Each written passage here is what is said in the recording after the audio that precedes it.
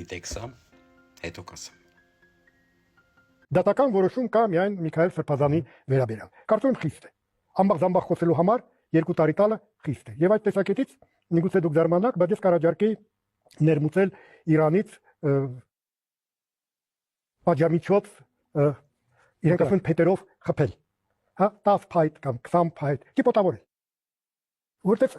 այդ հանցանքը ոչ այնա անպատիժ թողես, ոչ այնա բանտ նստացնես։ Եվ կարծում եմ մեր շատ եւ շատ ամբողջ խոսողները, եթե իմանային, որ նման պատիժ գոյություն ունի, հա, ճիպատավորում, կխուսափեին դրանից։ Որտեղ մի անգամ կնշանակվեր 10 ճիպոտ, մյուս անգամ 15, մյուս անգամ հրապարակային ճիպատավորում, ոնց է դրանից հետո քո քաղաքական հայացքներ արտահայտելու։ Բարդ է։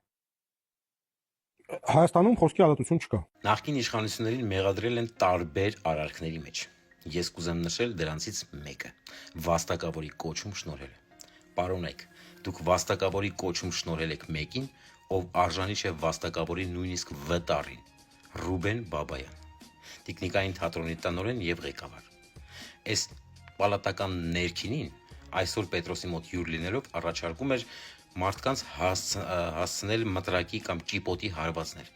Նա ասում է, որ Միքայել Սրբազանի պատիժը խիստ էր եւ պետք էր նրան ճիպոտի հարվածներ հասցնել 10, 20 կամ 30։ Ռուբեն Բաբայան, ես քեզ վստահեցնում եմ, երբ որ հաջորդ իշխանությունների օրոք ներմուծվի Իրանից կամ մնացած այլ տեղից, ներմուծվի մտրակի հարվածների պատժամիջոցը, դու կզրկվես քո բոլոր կոչումներից եւ կստանաս մտրակի 10, 20 կամ 30 հարված քո ամբախ զամբախ խոսալու համար։ Պալատական ներքինի ես, պալատական նաժիշտ ես,